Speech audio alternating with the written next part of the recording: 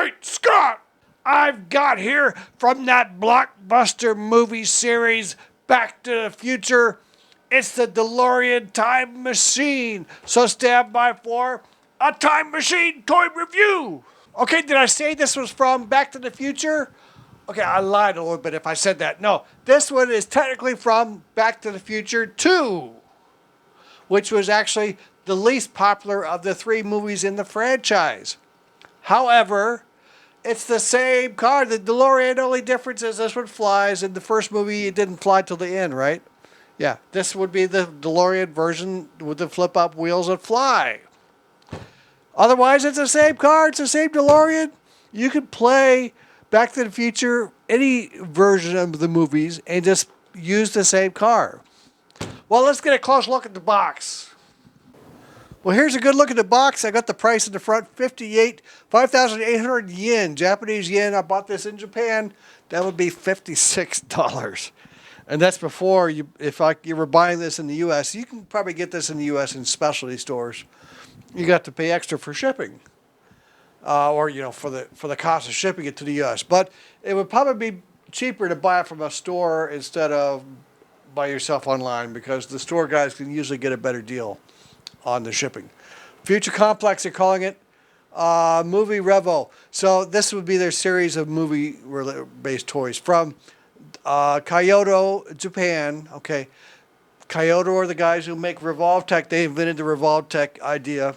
And for example, my favorite one is the Iron Man Revoltech.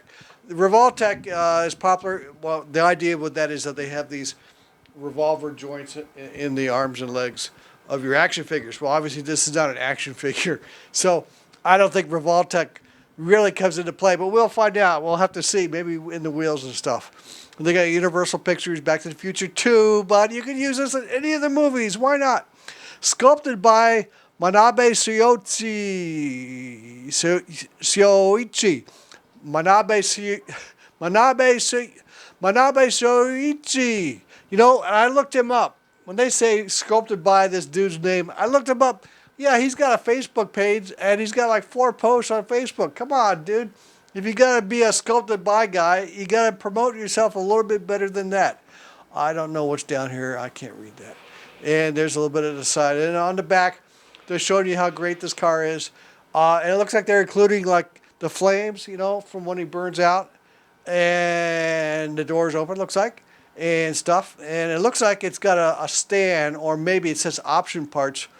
I don't know if it's really going to include a stand or not, but I've got a stand I can put it on, I'm pretty sure. Well, you ready to get this out of the box and have a look? It's a pretty cool looking car, it looks like to me. I can see a lot of details in here. Okay, let's go. Okay, so pulling it out. Yeah, I like that PVC smell. Oh yeah. Yeah. Well, let's get a good look. Yeah, okay. Here it is in the plastic. There is a base included. It's nice, and a base, and it looks like a little stand so you can have it flying. There's the flames for the wheels. The car's all put together. There's not even any directions like you get so often, and it's nice. It looks like they didn't just put this in the plastic. They've got soft plastic wrapping on the bottom of the car to really keep it in good condition. I like that. And wow, the car just looks great. Look at that. Well, we're going to give you, of course, a nice look at this car. And I'm going to take some nice pictures with my macro lens camera. Let's get this set up and get a good look at it. And did I say that there's no Revoltech joints in this? Well, I lied. In fact, there are Revoltech joints. This is the vehicle that converts to the jet car, right? And you can pull the axles out, and there's Revoltech joints. Listen, you hear? See? That's the Revoltech joint that turns the. There, it goes this way. Yeah. See here, listen. You can pull the axle out, and then you turn it. See? Yeah. So that if you want to, you can pose it with the wheels partially turned out, or you can do it all the way. See? So here we go. Here we are, and I went the wrong way again. Here we go in jet mode. See, and now the car can fly. So yes, so it is a true Revoltech vehicle, but First, let's talk about the car. The car it's all plastic, except the tires are rubber. They will roll, more or less, yeah. If you get them straight, they will roll. Yeah, the doors open. You get that clicky sound, which I never like. You feel like you're breaking them, but they open up. Of course, the famous gull wing doors, and not as much detail inside the cockpit as I generally would like. Like that famous, the iconic flux capacitor with the little 3 bars that light up and flux, behind the seat. It's there. It's just plastic. It's there, but it's not painted. It's just kind of gray. And I even had a hard time taking a picture of it. Yeah, you can see the fire extinguisher. You can see the gear shift knob. You can see the steering wheel, and a few other things. Most of the detail of this vehicle is in the back. The rest of the flux capacitor assembly process, and you get this. You get your little. It looks like a Cuisinart. I guess this is where the fuel goes in. And you guys who know the movie well, help me out. What kind of fuel did Doc use to put in here to power the time machine? Notice you can tilt it up so you can add fuel. What did he put in here? I forget. Tell me in the comments. What did he put in there? But yeah, you see you can do that. That's about all. That and the doors and the tires and the wheels. That's all you get for movable objects in this car. But there is wonderful detail on the back of the car, as much as you could expect for a plastic pre-assembled model like this is. And of course, you get those detail on the electrical wiring that goes along the sides of the car as well. This came with the flames, the famous flames, because the car, what happens when he goes into the future, he's got flames, right? So see, you get the flames. You can put the flames here as he burns out. That's a very cool feature as well. Nice flames, they're pretty, they're bright, and they're somewhat fluorescent. Yeah, that's so cool. That's such a nice part of the car. And also a nice feature that they gave us was this great post stand, which would work. It just has a peg hole. And in fact, this post stand is similar to the ones that I got from Bandai, Japan. It's very similar to those. And I wonder if they are compatible. But these joints are quite tight.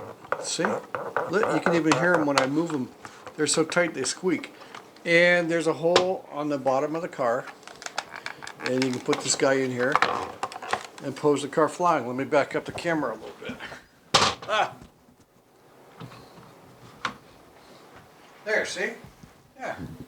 I mean, it's nice. You don't get a lot of pose stands with small cars and action figures anymore. I wish they would do more, but of course I should have him flying if I'm going to be doing this, right?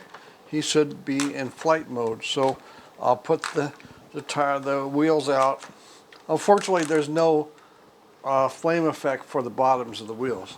That would have been a nice plus, but it does give you a nice way to display the car. And this thing is tight enough; it's going to stay like that for a long time. I've got this bent pretty good, and it's not going to fall. Look at that. I can even bend. All right, he's going to fall over there, but yeah, he stays up like that even. Look at that. That's pretty nice. I like pose stands, especially ones like this that have these arms, so that I can really customize the way I display my model.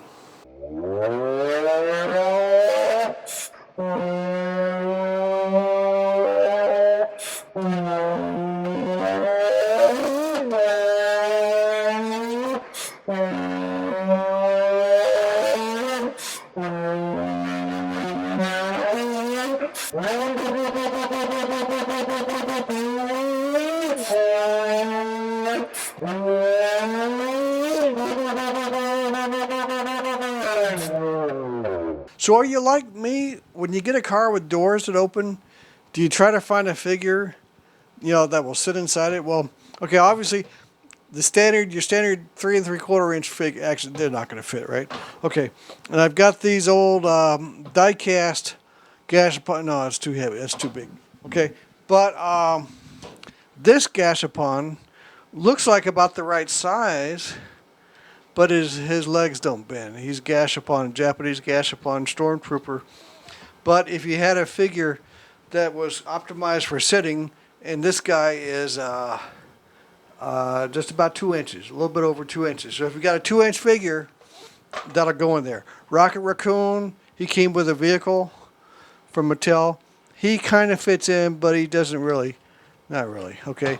And from the same vehicle series, the Nova Corps guy, see, he's too big. Lego figure. Lego, not really, no. He will sit. That's the nice thing about Legos. They can sit and they can stand, so they can drive a lot of stuff. Well, look, it doesn't work. So I don't have anybody to drive my DeLorean. I'm sorry. Maybe at home you've got some nicer stuff. I do have these really tiny railroad figures. I got these that work with Gundams. I was going to make a diorama with Gundams, and these would be the crew. But they're way too small. And this is a 1/150 scale. So, yeah. All right. And a complaint I have, or a safety warning, let's say. Do you guys ever watch Top Gear? The British, when they were in Britain? I got this tip from them, the Top Gear guys. I know the iconic gull-wing doors are very cool, right? That's very cool. And now this door doesn't want to close. But let's just say you got the gull-wing doors. They're very cool. What happens in a rollover crash if you have a rollover? Yeah. How are you going to get those doors open? You're not. The doors are not going to open if the car's on its roof. And you're going to say, wait, I'll just roll down the window and crawl out. Actually, no. The window on the DeLorean does not open. This little thing here is just like a service window. You can roll down to pay like a toll, or pick up your McDonald's. The windows don't roll down either. So you need to get, if you're going to have a DeLorean, actually for your parents' car, get this stuff anyway. You need the little hammer that shatters a window. You need that hammer. It's got a big ball bearing on the end that shatters windows. You need that. You need a fire extinguisher, and you get yourself 2 or 3 highway flares, and you keep those in the car. Okay, trust me, that's going to be good to do, and you help your parents out. You get that. Make sure they got that in the car all the time. Thank you. You'll thank me for that. Okay. Here's your Back to the Future trivia contest. If you get these right, you're really smart. How fast did Doc have to get the car going in order to activate the time travel feature? How many miles per hour? All right. They left 1985 in the first movie. Where did they travel to? What year? What year did they travel to? Hint. It's close to this year. How many gigawatts of electricity is needed to power this car to get the time travel feature? How many gigawatts? Gigawatts. And no fair, look it up on Google. What kind of underwear did the guy wear in the show? What brand of underwear did he wear? And, little known thing, instead of the DeLorean, an offer was made to the movie studio to use another car. What kind of car was under consideration as the time travel car instead of the iconic DeLorean?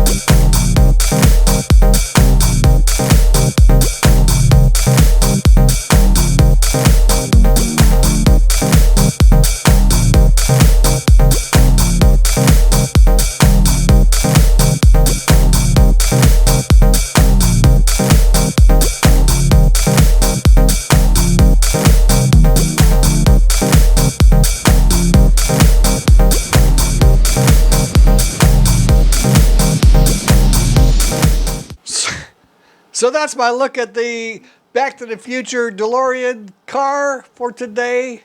Hit that subscribe button. I've got more stuff coming. I don't know what I'm going to do next. Just hit the subscribe button and you'll find out. And until next time, have a great day.